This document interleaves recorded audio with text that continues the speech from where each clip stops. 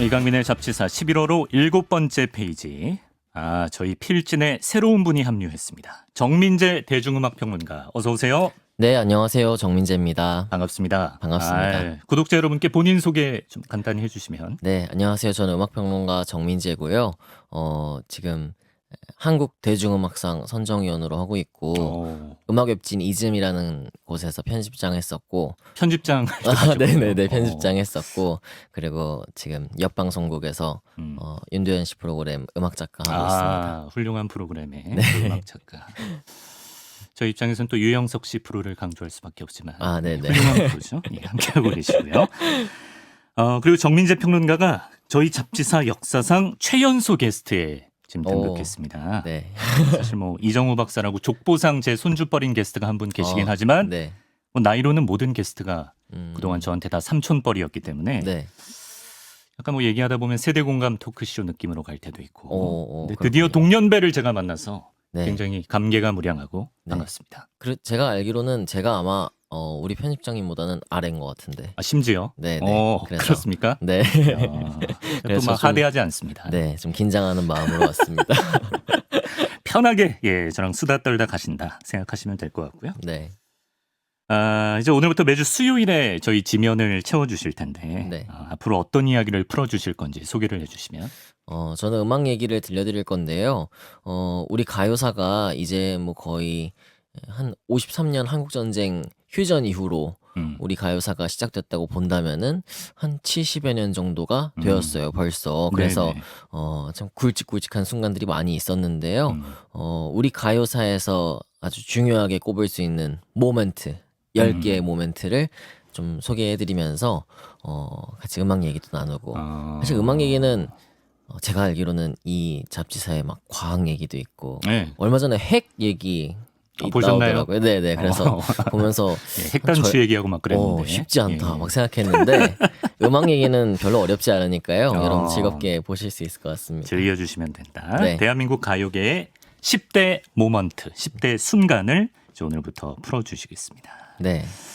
근데 저 질문할 게 하나 있는데. 저한테요? 네네. 우리 편집장님의 어떤 상태, 현 상황을 좀 알아야 되니까. 근데 제가 들어오기 전에 지금 우리 작가님한테 들어보니 블랙핑크의 셧다운을 들으면서 아이브 노래라고 했는데 그냥 그런갑다. 철석같이 믿었다. 별 관심도 안 보이고.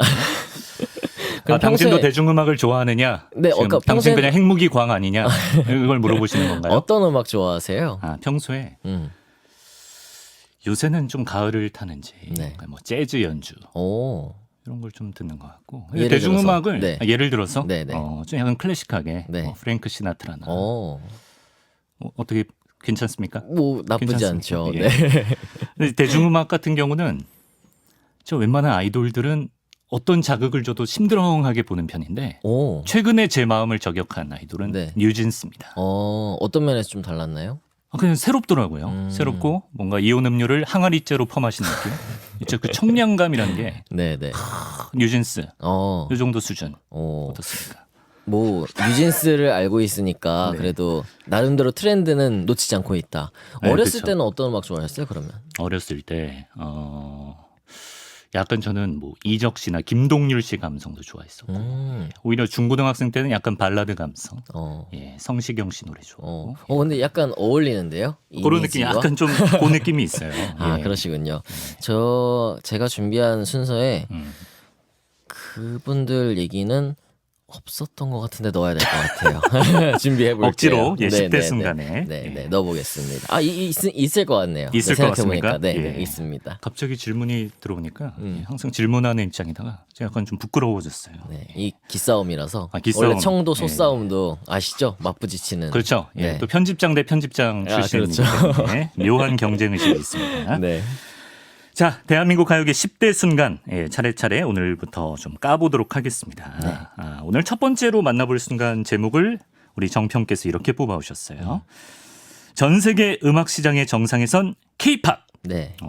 최근의 순간을 가져오셨네요. 그러니까 아무래도 처음 시작하는데 너무 예전 얘기를 시작하면은 어렵다. 원래 어려울 수 대학교 있다. 가면서 수업 들으면은 첫 시간엔 좀 쉬운 얘기 들려드리면서 그렇죠. 도망가지 않게 흥미유발 하잖아요. 네, 그렇죠. 그래서 오늘 좀 우리에게 친근한 비교적 그런 얘기들, 요즘 얘기들을 해보려고 하는데요. 네. K-팝이라는 말이 지금은 흔히 쓰이지만은 네. 사실 예전에는 K-팝이라는 말 그렇게 쓰지 않았거든요. 우리가 뭐 예전에 SES도 있었고 H.O.T도 있었고 음악을 막 많이 들었지만은 그때는 K-팝 안 썼던 것 안 같아요. 썼어요. 네. 그냥 댄스 가요. 뭐 아니면은 아이돌 음악이라는 말도 잘 쓰지 않았던 아, 그랬나요? 용어였고. SES 때 아이돌이라는 표현을 잘안 아이돌이라는 썼나? 말 잘 안 썼죠. 잘 안 썼고 네. 그때 뭐 10대 음악 아니면은 그냥 댄스풍 가요. 뭐 티네이지 젊은 음악. 네, 그렇죠. 젊은 음악 뭐 그런 얘기를 많이 했던 것 같은데 심지어 뭐 우리 가요 아티스트 중에 K-팝이라는 그룹도 있었으니까 K-팝이라는 그룹이 있었어요. 2000년대 초반에. 아, 그래요? 네네. 그랬는데 어느 순간 이 K-팝이라는 용어가 흔히 쓰이고 있거든요. 언제부터였을까요? 이거는 2000년대 제 기억으로는 초반 이쯤부터 해외에서 먼저 사용을 하기 시작했던 용어였어요. 네. 그러니까는 H.O.T가 이제 북경에서 공연을 했을 때 네. 한류라는 말을 막 쓰기 시작하면서 네. 그럼 이 음악을 어떻게 얘기할 것인가? 그때 코리안 파퓰러 뮤직이다 해서 K-팝이라는 용어를 이제 해외 언론에서 먼저 붙였죠. 그러다가 2000년대 중후반 들어서면서 우리 가수들이 해외로 많이 뻗어나가면서 네. 그런 가수들을 얘기할 때 K-팝 아티스트 누구, 뭐 K-팝 아티스트 보아, 뭐 K-팝 아티스트 뭐 동방신기 이런 식으로 해외에서 일컬었던 이게 K-팝 용어를 많이 사용했던 네. 그렇게 기억이 되고요.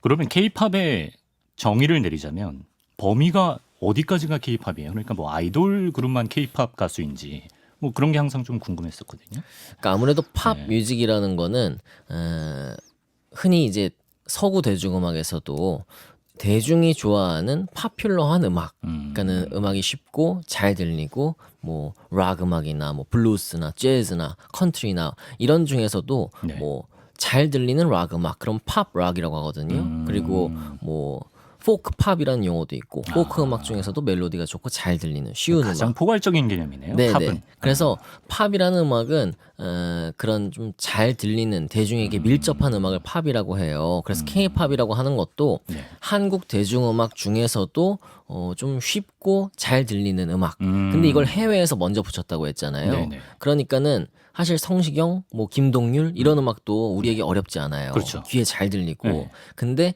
이런 음악들이 아닌 좀 기획사들이 주도해서 만들었던 좀 댄스 음악들 그리고 흔히 아이돌 가수라고 하는 그런 아티스트들의 음악들을 네. K-팝 이렇게 불렀던 거죠.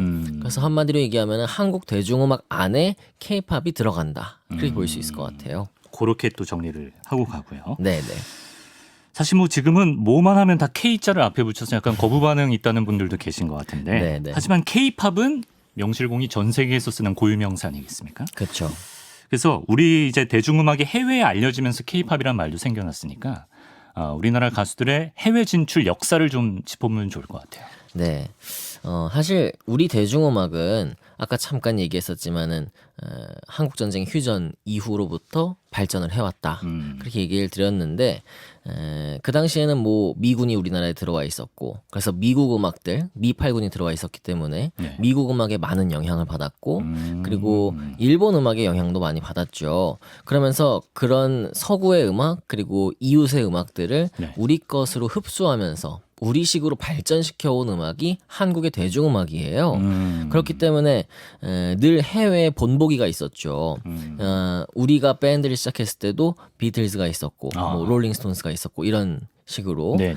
그래서 우리는 항상 우리의 대중음악을 하면서도 이 해외의 어떤 오리지널 그리고 해외의 어떤 해외 시장에 나가고 싶다. 그런 언젠가는 이루고 싶은 그런 꿈을 항상 가지고 있었죠. 열망이 있었어요. 네, 그래서 우리 가요는 항상 좀 해외에 나가야만 했던 그리고 항상 나가기를 원했던 그런 음악이었었고 네. 그리고 지금도 마찬가지지만은 사실 우리 시장이 내수 시장만으로는 좀 부족한 면이 분명히 있거든요. 그래서 영화도 그렇지만은 뭐 드라마 뭐 모든 분야에서 지금 다 해외에서 많은 활약을 하면서 더 커지고 있잖아요. 네네. 그런 것처럼 음악도 마찬가지로 해외에 나갔을 때 더 큰 수익을 가져올 수 있는 그런 이제 선망을 했던 거죠. 선망의 대상 본보기가 항상 있었다. 네. 좀 속도를 내서 좀 역사를 짚어볼게요. 네. 80년대 이전에는 그런 선망의 대상이었음에도 해외 진출 도모하기가 쉽지 않았다고요? 일단은 뭐 국내에서도 음반 시장이 제대로 형성이 되지 않았을 때니까 네. 80년대에 들어서 이제 폭발적으로 증가하고 밀리언셀러가 나오면서 이제 음반 시장이 막 커지는데 그때는 이제 우리가 성장을 먼저 했어야 했죠. 그래서 네. 그렇게 해외 진출을 본격적으로 도모할 수는 없었고 그럼에도 이제 미국에 진출했던 김 시스터즈 같은 예외도 있었고 유튜브에 유물처럼 돌아다니는 네, 그 네, 영상. 네. 예, 그래서 뭐 에드 설리번 쇼에 나가고 뭐 이런 역사가 예. 있긴 했지만 예. 뭐 거의 없었고요. 예. 그래도 80년대에는 이제 조용필 씨, 뭐 개은숙 씨, 김연자 씨 등등이 어허. 일본에서 나름대로 뭐 엔카 차트 중심으로 좋은 네. 반응을 얻었고 네. 그리고 90년대는 클로니 대만에서 인기 어허. 얻었었고 네. 뭐 김한선 씨도 그랬고 H.O.T의 북경 공연 그리고 2000년대 보아의 일본 정복 뭐 이렇게 이어지면서 네. 우리 음악이 좀 뻗어나갔죠. 이런 K-팝의 해외 진출사는 우리가 또 자세하게 맞아요. 다룰 예. 기회가 있을 겁니다. 저는 이제 제 인생에서 처음 접한 건 보아 씨였던 것 같아요. 어느 네네. 순간 같이 동요를 부르던 여학생들이 갑자기 보아의 노래를 다 어. 부르면서 지금도 그때 뭐 넘버원, 네, 밀키웨이. 네, 아틀란티스 소녀 이런 노래들. 맞아요. 그건 하도 많이 들었어. 지금도 귓가에 맴도는 것 같고요. 보아 세대죠, 뭐. 보아 세대죠. 네, 저희가. 네. 예.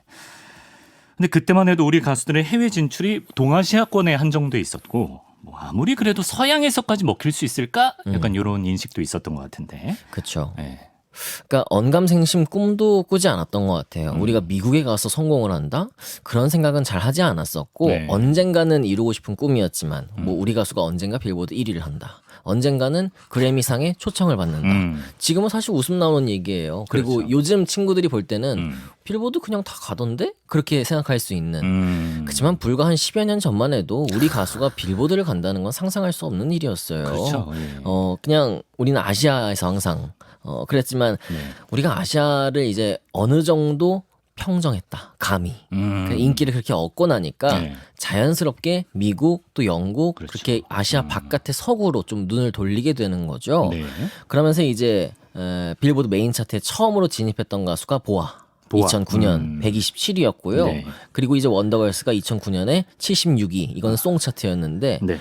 이렇게 들어갔었고 뭐 세븐씨도 미국에 갔었고 했지만 진출의 의미는 있지만 네. 이게 뭐 큰 어떤 성과를 거뒀다 이렇게 보기는 어려운 상황이었어요. 성과를 거뒀다고 보기는 어렵다. 네. 왜 그렇습니까? 우리끼리는 이제 우리 가수가 빌보드에 처음으로 이름을 올렸다 그런 얘기를 하면서 뉴스에서도 대서특필이 되고 했지만 네. 우리 입장에서도 그렇잖아요. 차트에서 지금 127위 아세요? 모르죠. 몰라요. 네, 모르죠. 근데 미국은 우리보다 훨씬 큰 나라고 정말 그 각 지역의 스타가 있을 정도로 시장이 형성되어 있는 나라인데 네. 127이 알 수 없단 말이에요. 관심을 안 가지겠네요. 네네. 그렇다 보니까는 우리끼리는 의미가 있다 얘기했지만은 그 미국 음악의 역사에서 볼 때 K-팝은 그때 아주 미미한 그런 수준이었던 거죠. 그냥 도전에 의의를 두는 네, 예, 네. 그 정도로 평가할 수 있어요. 아주 작은 한 발짝. 한 발짝. 네. 예. 뭐 미국인들 입장에서도 처음이니까 뭐 우리의 음악과 그 특유의 아이돌 문화 이런 거를 좀 생소하게 생각했을 것 같긴 하고 네, 낯설었겠죠. 낯설었겠죠. 예. 그렇게 좀 아득히 멀게만 보였던 미국 시장 진출인데 갑자기 활로를 뚫어준 결정적인 계기가 있었다고요? 네네. 그러니까 2000년대 후반에 우리가 기억하는 게 네. 좀 문화가 바뀌어요. 일단은 휴대폰, 스마트폰. 스마트폰이 네. 시작이 됐고요. 그리고 우리 방송 지금 나가고 있는 유튜브. 유튜브가 2005년도에 창립이 됐거든요. 네, 네. 근데 2006년에 그 G사에서 구글사에서 이걸 인수를 합니다. 그러면 그랬지만은 사실 그때만 해도 이 유튜브가 그렇게 크진 않았어요. 맞아요. 네. 왜냐면은 일단 인터넷 기술이 좀 부족했고요. 네. 그러니까 동영상을 올렸을 때 이거를 좀 좋은 화질로 보기 위해서는 좋은 인터넷 망이 필요한데 네. 그때까지는 그 정도의 속도가 안 나오던 시절이에요. 여건이 안 됐군요. 네, 기억하시잖아요. 우리는 그리고- 그때 싸이월드 하고 있었어요. 아, 맞아요. 예, 그리고 맞아요. 뭐 동영상 하나 보려고 하면은 정말 세월을 기다려야 볼 수 있는. 그렇죠. 예. 그것도 한 3분 이 정도면 괜찮은데 네. 만약에 10분 된다. 그럼 밥 먹고 와야 돼요. 지금은 3분 절대 못 참죠. 못 참죠. 버퍼링을 못 참는 네. 시대인데. 지금은 쇼츠의 예. 시대인데. 그렇죠. 그때만 해도 3분은 양반이다. 맞아요. 영화 한 편 만약에 본다? 그러면 그냥 그 전날 밤에 이제 시작해 놓고 다음 날에 볼 수 맞아. 있는. 그 그랬잖아요. 억겁의 시간을 어떻게 견뎠지? 그래서 컴퓨터 꺼지지 않게 해놓고 항상 맞아요. 그렇게 했단 말이에요. 맞네. 그랬는데 이제 이게 2000년대 후반에 들어서면서 인터넷 망도 좋아지고 네트워크 환경이 좋아지니까 유튜브가 드디어 2009년, 2010년부터 수익이 나요. 2009년까지는 완전히 적자였단 말이에요. 근데 이게 2009년, 2010년부터 수익이 나면서 유튜브의 활로가 열리고 그리고 스마트폰을 우리가 쓰기 시작하면서 사실은 예전에는 우리가 컴퓨터에 접속하고 싶다? 그럼 집에 가거나 뭐 가까운 PC방을 가거나 그렇죠. 뭐 어디 뭐 사무실에 잠깐 들어가거나 이런 식이었는데 이제는 휴대폰으로 인터넷도 볼 수 있고 심지어 동영상도 볼 수 있게 된 거예요. 그러면서 이제 가수들도 뮤직비디오를 유튜브에 올리기 시작합니다. 뮤비를 소비할 수 있게 됐어요. 네네. 풀 HD로. 풀 HD로. 그러니까 이전까지는 뮤직비디오 만약 공개한다. 그러면은 뭐 몇 월 며칠 몇 시에 MTV 통해 공개하겠습니다. 그렇죠. 그럼 다 MTV 앞에서 기다려야 되는 거예요. 조성모 씨 같은 경우에 막 대작을 찍었죠. 그렇죠. 그랬는데 이게 이제 유튜브 시대가 되면서 전 세계 모든 인구가 한날 1시에 이 뮤직비디오를 볼 수 있게 된 거예요. 맞아요. 그러면서 이제 시대가 완전히 바뀌게 됩니다. 이제는 뭐 한국 가수건 미국 가수건 뭐 한국 출신 미국 가수건 스마트폰만 있으면 음원, 뮤비, 뭐 콘서트 영상 다 전 세계에서 볼 수 있는 그런 여건이 된 거네요. 그렇죠. 그래서 사실 예전에 제가 생각해 보면은 저 어렸을 때부터 음악을 좋아했으니까 비욘세가 앨범을 냈대요. 근데 이 비욘세 앨범을 듣기 위해서 막 이 앨범 수입사를 찾아가야 되고 수입하는 소매점을 찾아봐야 되고 음악이 또 안 나와요. 뮤직비디오 한번 보려면은 아까 얘기한 것처럼 한 1시간 뭐 조깅하고 온다든가 이 정도로 시간을 벌어야 되는 그런 상황이었는데 이제는 그런 문화적인 국경 그 문화 장벽이 허물어지면서 소셜미디어와 유튜브를 타고 각국의 콘텐츠가 자국 바깥으로 마구마구 확산이 됩니다. 그러면서 이미 그때 이제 아시아 시장을 평정했던 K-팝은 조금 더 수월하게 뭐 다른 나라의 음악과 비교했을 때 조금 더 수월하게 빠르게 해외로 뻗어나갈 수 있었고 왜 다른 나라와 비교해서 더 빠르게 갈 수 있었을까요? 그러니까 이미 그때의 우리 K-팝이 어느 나라에서 봐도 야, 이 K-팝이라는 음악은 만만치 않구나. 음악도 매력적이고 가수들의 퍼포먼스도 뛰어나고 와, 춤 아크로바틱인데 그런 얘기가 나올 정도로 인정을 받고 있었구나. 엄청난 퀄리티를 이미 갖추고 있었다는 거죠. 그래서 저는 그게 참 중요한 포인트라는 생각이 들어요. 우리는 모든 면에서 그렇잖아요. 기술적으로도 그렇고 교육적으로도 그렇고 좀 비교하면서 이겨야 된다. 맞아요. 더 잘해야 된다. 항상 무한 경쟁. 그래서 K-팝도 좀 그런 면이 있었단 말이에요. 만약에 SM에서 뭐 칼 군무를 한다. JYP 질 수 없어요. 그렇죠. 우리는 그러면은 아크로바틱을 해야 돼요. 막 공중 제비를 돌고 여기서 3인조 나오면 저기서 4인조 내고 맞아요. 그런 시대가 그래서 사실 있었잖아요. SES가 그래서 3인조 나왔기 때문에 핑클이 4인조였던 거잖아요. 그렇다더라고요. 네, 그런 무한 경쟁을 하면서 우리의 퀄리티가 상향 평준화가 됐었어요. 이미 2000년대 후반에. 근데 2000년대 후반에 이미 소녀시대 G가 있었죠. 2PM의 Again and Again도 있었죠. 뭐 샤이니의 눈 안 너무 예뻐도 있었죠.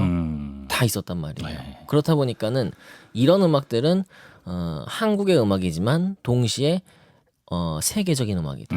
글로벌하게 먹힐 수 있는 음악이다. 그런 퀄리티가 됐었던 거죠. 우리 내부에서도 이미 준비가 돼 있었다. 뭐 이겁니다. 자, 그렇게 이제 뭐 빅뱅, 슈퍼주니어, 소녀시대 이런 2세대 아이돌들도 해외에서 좀 인지도를 쌓던 중에 사건의 지평선 넘어 대박이 하나 터집니다. Do you know 강남 스타일? 싸이 신드롬이 불었어요. 맞아요. 벌써 10년 됐는데요. 2012년. 10년 됐네 진짜. 싸이 6집의 강남 스타일이 빌보드에서 7주 동안 2위를 했어요. 이때 1위를 못한 게 너무 아쉬운데 결국 못했었죠. 이때 1위가 마룬5였잖아요. 온 국민이 막 맞아요. 아직도 생각하면 감정이 좋지 않은 마룬5. 예. 그랬는데 이 강남 스타일이 처음부터 2위란 건 아니었고 빌보드 아주 바닥에서부터 올라왔어요. 근데 사실 바닥 진입했을 때부터 야, 강남 스타일이 빌보드에 들어갔어? 그런 그 얘기들을 다 했단 말이에요. 그때만 해도. 근데 막 싸이가 이제 미국 텔레비전 나와서 브리트니 스피어스랑 같이 말춤을 추고 뭐 마돈나 콘서트에 초청을 받고 이런 뭐 말도 안 되는 일들이 벌어지면서 네. 이때 이제 K-팝이라는 음악이 서구에서도 먹힐 수 있구나 하는 걸 보여준 사례가 됐고요. 네. K-팝이라는 용어가요. 이 해에 2012년에 옥스퍼드 사전에 등재가 됩니다. 그러면서 이때부터 이제 K-팝이라는 음악이 서구에서도 인지가 됐죠. 옥스퍼드에 등재됐으면 성공한 거예요. 그럼요. 네. 그때 어마어마하게 뉴스가 됐고요. 네. 이 옥스퍼드 사전이 세계 최대의 종합 단일 언어 사전이잖아요. 네. 그렇죠. 거기에 K-팝이 등재가 들어갔다는 됐습니다. 거. 네. 자, 저희 잡지사가 또 나름 엄청난 양의 음원을 보유하고 있는 그런 또 회사이기 때문에 네. 좀 직접 들어보면서 가겠습니다. 싸이의 강남 스타일 잠깐 듣고 오죠.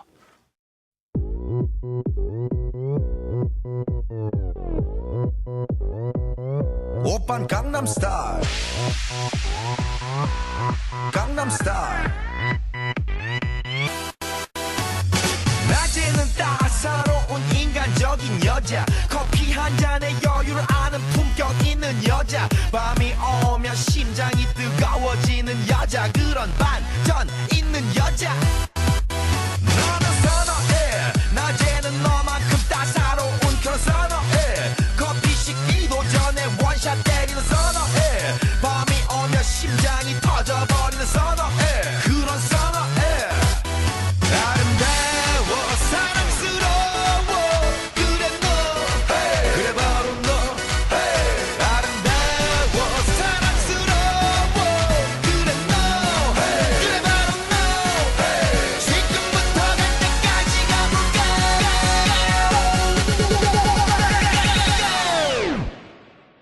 오빤 강남 스타일 강남 스타일 오빤 강남 스타일 네, 싸이의 강남 스타일 들었습니다. 전 세계 음악 시장의 정상에 선 K-팝 정민재 대중음악 평론가와 함께 영광의 순간들을 만나보고 있습니다. 2012년 싸이의 강남 스타일 열풍 이후에 드디어 우리 음악이 미국 진출에 대한 수건을 이루게 됩니다. 이쯤에 한국 문화 페스티벌인 K콘 1회가 이때 개최되는군요. 네, 그러니까 2012년 이 싸이 열풍이 불면서 영미 음악 매체들, 뭐 빌보드, 뭐 롤링스톤즈, 뭐 롤링스톤, 그리고 뭐 큐 등등의 영미 음악 매체들에서 K-팝에 대한 관심이 많이 생겼어요. 네. 그리고 이때 이제 C사, 우리 회사죠, C사, 우리 한국의 C사. 네, 뭐 설탕도 팔고, 뭐 아, 영화도 예, 만들고, 예, 네네 예, 아시죠? 예. 만두도 예. 만들고. 예, 예. 이 C사에서 K콘이라는 그 행사를 지금도 하고 있어요. 한국문화 페스티벌인데 그래서 가면은 공연도 하고요. 네. 뭐 영화 드라마도 소개하고요. 한쪽에서 이제 K푸드, 뭐 만두, 뭐 떡볶이 또 이런 끼워팔기를 것들, 좀 네네네 하는군요. 그런 것들도 예. 좀 체험할 수 있게 하고 어. 그런 행사인데 이 1회가 2012년에 열려요. 네. 근데 이 행사가 사실 우리끼리는 K콘 이러면은 뭐 아이돌 음악 팬들 아니면은 잘 모르는 경우도 많은데 네. 해외에서는 이게 상당한 영향력을 가졌다고 하더라고요. 오히려? 네, 그래서 어. 북미에서 이 K-팝 아티스트들을 소개하는 창구이자 네. K콘 한다. 그러면은 이 전미에서 K-팝 팬들이 모이는 거예요. 아. 왜냐면 이 미국의 입장에서는 네. 우리도 지금 팝스타 내한하면 다 몰려가는 그렇죠, 것처럼 그렇죠. 예. 볼 기회가 없으니까 가야 되는 거예요. 광클. 네. 어. 그래서 이 K콘이라는 행사가 또 중요한 역할을 했었죠. 야, 그렇군요. 상징적인 축제가 됐습니다. 네. 또 2013년 뭐 엑소의 으르렁 뭐 성공도 좀 생각이 나고. 네, 네. 그리고 2014년으로 가보면 드디어 전설이 시작된다고 볼 수 있을 것 같네요. 방탄소년단. 네. BTS가 미국에서 처음 주목을 받았던 해였군요. 네. 사실 2014년에, 그러니까 2013년에 데뷔를 했어요, 이 팀이. 근데 그 무렵만 해도 아까 얘기했던 엑소의 으르렁 뭐 이런 노래들에 조금 밀려서, 네. 방탄소년단의 이름이 그렇게 눈에 띄지 않았죠. 군웅할 것 속에서. 네. 근데 예. 이제 잘했어요, 그때도. 무대도 잘했고, 뭐 음악도 좀 재미있었고. 근데 우리 한국에서는 그렇게 주목을 받지 못했는데, 네. 이 K콘에 2014년에 참가를 해서, 뭐 상남자? 이런 노래들을 했는데, 팬들의 반응이 어마어마했던 거예요. K콘에서 집중 조명을 받은 거예요? K콘에서 엄청난 조명을 받았어요. 그래서 예. 이 팀 이름 잘 못 들어봤는데 어떻게 이렇게 잘하고 어. 어떻게 이런 팀을 우리가 몰랐지? 그러면서 북미에서 먼저 이 방탄소년단을 알아봤어요. 그래서 2015년에 뭐 이제 이때부터는 우리 한국에서도 서서히 이제 올라오기 시작하는데 네. 공연을 돌았는데요. 미국에서도 그때 이제 클럽 또 극장 정도 규모에서 공연을 했어요. 아, 처음에는. 네, 그러다 보니까는 이제 뭐 많아야 한 제가 알기론 2,000명 이하 뭐 이런 식의 예. 극장 공연을 처음에는 했었는데 우리나라라고 치면 뭐 대학로 같은 데서 대학로보다는 크고요. 냉정하시네. 좀 예. 어렵네요. 어쨌든 처음부터 대박은 아니었다. 대학로 소극장이고 그리고 제가 얘기한 극장은 그래도 뭐 한 천석 규모는 되는. 네네네 그런 공연할 수 있는 극장. 아, 그래요? 예, 네. 알겠어요. 그랬는데 이제 2017년에 돼서는 아레나 공연을 해요. 아레나. 아레나면 이제 10,000명 단위로 올라가는 거거든요. 놀랍게도 2018년 가을에는 네. 스타디움 규모로 성장합니다. 아, 이게 레벨이구나. 아레나 다음이 스타디움. 그렇죠. 왜냐면은 내가 공연하는데 한 1,000명 모일 수 있는 가수와 네. 10,000명 모일 수 있는 가수와 50,000명을 3회 모일 수 있는 가수는 천지 다르죠. 차이거든요. 예. 그 정도의 인지도와 인기를 갖추게 된 거죠. 작은 자리에서부터 꾸준하게 이제 우상향을 해왔던 겁니다. 예. 네. 그랬다가 뭐 나중에는 뭐 진짜 월드스타의 반열에 오르잖아요. 그럼요. 네. 사실 방탄소년단이 미국에서 이제 2017년 5월에 빌보드 뮤직 어워즈에서 톱 소셜 아티스트 상을 받았어요. 사실 이 상이 그렇게 큰 상은 아니거든요. 근데 냉정하시네. 예, 예. 그렇죠. 네. 근데 이제 그 당시로 봤을 때는 우리 가수가 지금 미국 시상식에서 네. 어쨌든 트로피 하나라도 가진 거니까. 그렇죠. 저도 라디오 뉴스에서 막 신나서 읽었어요. 아, 그럼요. 네. 그리고 이 당시에는 이 상을 저스틴 비버가 6년 연속 받은 상이었어요. 근데 비버가 타던 걸 그 그걸 아성을 뺏어온 깼어. 거예요. 그러니까는 엄청난 뉴스였죠. 네. 그러니까는 이제 2017년 가을에 아메리칸 뮤직 어워즈에 초청을 해서 네. 첫 무대를 줍니다. DNA. 근데 DNA를. 이 무대가 또 어마어마한 반응이 나오고요. 네. 심지어 이 사람들이 이걸 떼창하는 거예요. 어. 그러니까는 우리 관객들은 놀랍죠. 놀랍죠. 왜냐면은 예. 야 이걸 미국인들이 한국어로 떼창을 하네. 그러니까. 그리고 막 뭐 너무나 이 환희에 찬 네. 함성을 보내네. 그러니까 우리도 막 너무 설레게 웅장해지고. 네, 예. 봤었고 예. 이 DNA가 핫백에서 85위에 진입을 합니다. 그리고 앨범은 빌보드 200에서 7위. 그러니까 한국 가수로는 싱글과 앨범, 그러니까 노래와 앨범이 처음으로 차트에 동시에 들어갔어요. 여기서부터 방탄소년단의 미국 전설이 시작됩니다. 그렇습니다. 지금 봐도 정말 말도 안 되는 역사를 썼고 또 써내려가고 있는 BTS입니다. 자, 그러면 뭐 방탄소년단을 잇게 한 방탄의 뿌리와 줄기라고 볼 수 있는 노래 말씀해주신 DNA 잠깐 듣고 오겠습니다.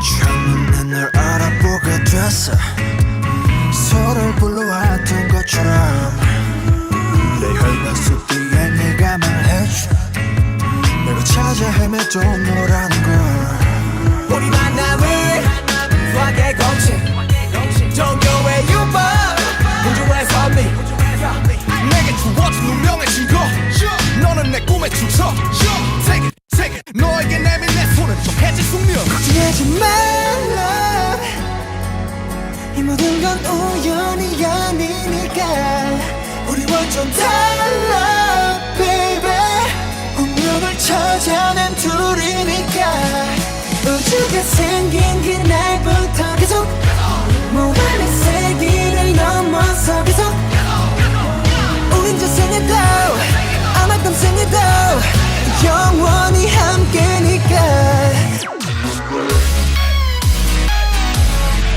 모든 건 우연이 아니니까 운명을 찾아낸 둘이니까 전 세계 아미 여러분이 잡지사에 유입되길 바라는 신락 같은 마음으로 방탄소년단의 DNA를 듣고 왔습니다. 뭐 다 익히 알고 계실 거예요. 뭐 그래미 2회 노미네이트, 빌보드 뮤직 어워드 12회 수상, 아메리칸 뮤직 어워즈 9회 수상. 아, 정말 업적을 쌓아가고 있는 방탄소년단인데 네. 음악 평론가라면 이 질문 수도 없이 들으셨을 것 같지만 방탄소년단의 이 전례 없는 성공 이유 네. 뭐라고 보십니까? 일단은 음악적으로 봤을 때는 네. 지금 들어서 아시겠지만 랩 음악이잖아요. 그러니까 힙합에 뿌리를 둔 K-팝이란 말이에요. 근데 미국 대중은 사실 힙합에 좀 익숙하고 그리고 힙합에 대한 선호도가 있죠. 그래서 그런 면에서도 어필이 됐던 것 같고 그리고 K-팝을 얘기할 때 흔히 해외에서 비판했던 게 이거는 기획사 주도의 음악이다. 누가 만들어주는 음악이다. 네. 가수의 얘기가 전혀 담겨있지 않다. 아. 그런 얘기들을 했었는데 방탄소년단 음악은 뭐 물론 이제 회사의 작가들도 참여를 하지만은 네. 멤버들이 좀 참여를 많이 했었죠. 네. 그래서 어떻게 보면 가사가 좀 투박하고 네.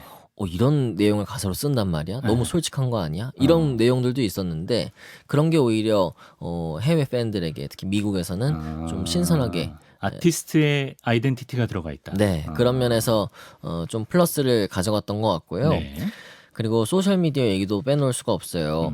방탄소년단이 눈에 띈 이후에 이 팀 뭘까 궁금한데 해서 막 찾아보게 될 거 아니에요. 네. 근데 이 팀의 어떤 리얼리티 그리고 뭐 무대 뒤에서의 일상 이런 자료들이 지금 얘기로는 떡밥이라고 하는데 그 떡밥이 참 많았던 거예요. 그러다 보니까는 해외 팬들도 좀 유입이 많이 됐었고 그리고 이 멤버들도 활발하게 소통을 또 해주고 그런 면에서 좀 친근하게 다가가는 해외 슈퍼스타 그런 전략으로 좀 선점할 수 있었던 것 같고요. 네.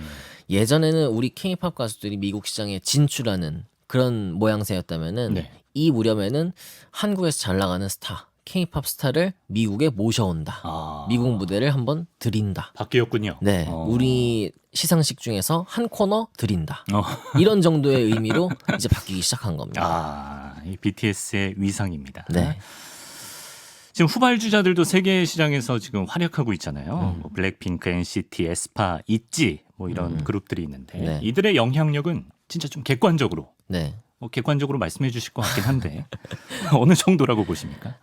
예전에 60년대에 뭐 비틀스, 뭐 롤링스톤스, 뭐 등등 해가지고 미국에 공략할 때 미국을 공습한다. 그래가지고 브리티시 인베이전이라고 했어요. 네. 근데 지금 이거를 K-팝 인베이전이라고 미국에서 표현할 정도로 우리가 K-팝 만든 용어 가수들이- 아니고? 우리가 만든 용어 아니에요. K-팝 가수들이 지금 영미 또 이 서구 시장에 네. 파고들고 있다. 이렇게 볼 수 있겠고 네. 예전에 2009년에 이제 보아 앨범이 처음 진입했을 때는 네. 2010년, 11년, 12년 이렇게 될 때는 1년에 한 서너 장 정도가 빌보드 차트에 들어갔어요. 근데 지금은 제가 지금 여기 오기 위해서 좀 조사해봤어요. 네. 봤더니 2018년에 9장이 들어갔고요. 네. 2020년에 14장, 2021년에 17장, 2022년 현재까지 21장이 빌보드 차트에 들어갔답니다. 이건 순위도 좀, 네. 예전에는 뭐 100위권, 뭐 한 뭐 좀 100위 이 후반권 뭐 이랬다면은 지금은 그냥 기본적으로 탑 20 안에 들어오는 그런 성적을 거두고 있죠. 이제는 좀 감흥이 오히려 좀 덜해질 정도로 그래서 종종 이제 있는 일이 됐어요. 뉴스에서 잘 안 다뤄주더라고요. 너무 대단한 섭섭하게. 건데. 네, 대단한 건데. 대단한 건데요. 이 블랙핑크의 활약도 주목해 볼 수 있을 것 같아요. 뭐 많은 분들이 이제 질문을 그렇게 하세요. 다음 BTS, 넥스트 BTS는 누가 될 것이냐. 네. 그럼 저는 항상 블랙핑크 얘기를 했어요. 그건 이제 블랙핑크 같은 경우는 멤버들 개개인의 파워도 상당하고요. 지금 뭐 패션, 뷰티 분야에서 뭐 많은 브랜드들의 앰버서더를 하고 있고 네. 그런 점에서 셀러브리티로서도 큰 가치를 갖고 있고 힘을 가지고 있고 네. 음악적으로도 지금 본 핑크라는 이번 나온 2집 네, 빌보드 네. 1위 했었고요. 핑크 베놈이 22위, 셧다운이 25위. 뭐 지금 본 핑크의 월드 투어가 또 성황리에 진행 중이고. 이미 뭐 네. 입지를 네. 그래서 지금 감히 얘기하자면은 전 세계에서 가장 강력한 걸그룹이다. 그렇게 얘기할 수 있을 것 같아요. 그게 과언이 아닐 정도. 네네. 블랙핑크 곡을 뭐 짧게나마 들어볼까요? 네. 한 곡 추천해 주시면. 이번에 나온 본 핑크 앨범 타이틀곡인데요. 네. 셧다운, 라 캠파넬라를 샘플링한 그런 곡입니다. 아까 제가 아이브 노래랑 구분 못했다는 그 노래인가요? 네네. 아이브 노래랑 아이브 노래인 줄 알았다. 아이브 노래인 줄 알았다. 네. 반성하는 마음으로 저도 들어보겠습니다. 블랙핑크 셧다운. Blackpink in your area. Yeah. Blackpink in your area. Yeah. 컴백이 아니야 넌 적 없으니까 고개들이 돌아 진정해 못 걷길라 분홍빛의 얼음 drip drip drip freeze on side shut it down. What yeah 이미 안에 찐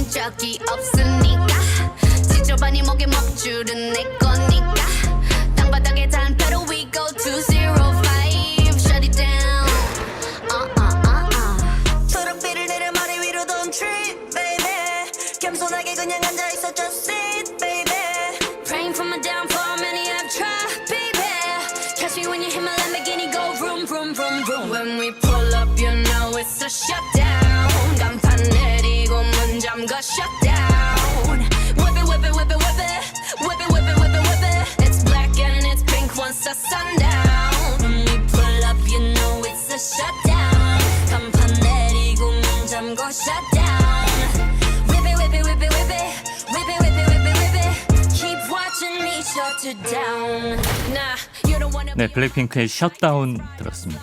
아, 전주 나오자마자 그날 굴욕의 기억이 떠오르네요. 일단 제가 아이브 노래라고 믿고 있는 절 보면서 얼마나 자기들끼리 좋아했을 거야. 그리고 뒤에서 이제 모르는데 이런 네, 얘기를 했을 거 그렇죠. 아니에요. 심지어 제가 그날 아이브 영어 잘하네. 이런 대사를 쳤던 기억 나요. 그 말만은 하지 않았어야 되는데. 네. 제가 끝도 없이 들어봤어요.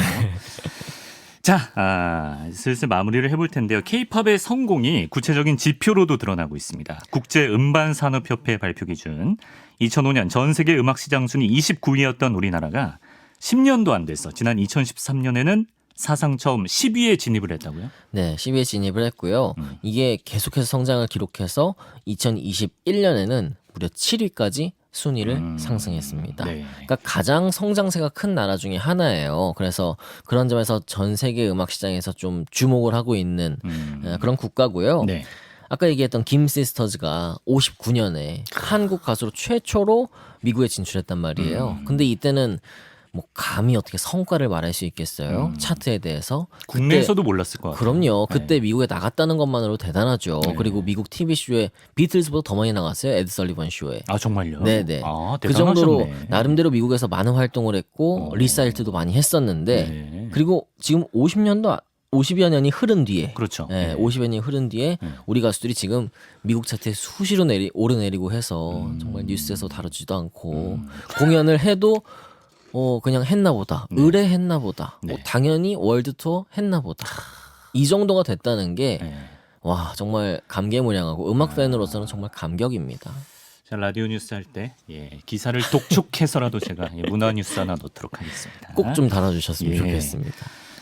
자, 음악 평론가에게 던지는 전용 마무리 질문 네. 드리겠습니다. K-팝의 내일 어떻게 전망하시는지요? 뭐 앞으로도 당분간은 이 K-팝의 질주가 계속될 거라고 보고 있고요. 그리고 저는 이미 K-팝은 전 세계 대중음악 중에 한 갈래로 하나의 카테고리로 자리를 잡았다고 생각해요. 네. 그래서 뭐 K-팝이 갑자기 뭐 잘 안 되면 어떡하지? 이런 걱정을 할 단계는 이제 지난 것 같고요. 앞으로도 계속해서 이 K-팝이 지금처럼 좋은 퀄리티를 유지하고 또 좋은 음악을 들려주고 무대를 보여주고 한다면은 이 K-팝의 어떤 자리는 계속해서 갈 것이다. 이렇게 생각하고 있습니다. 네. 굳건해진 K-팝의 위세를 오늘 좀 알 수 있었고요. 네, 대한민국 가요계 10대 순간 오늘 첫 시간 재밌게 잘 들었습니다. 다음 주도 기대해 보면서 정민재 대중음악 평론가 보내드립니다. 고맙습니다. 네, 감사합니다.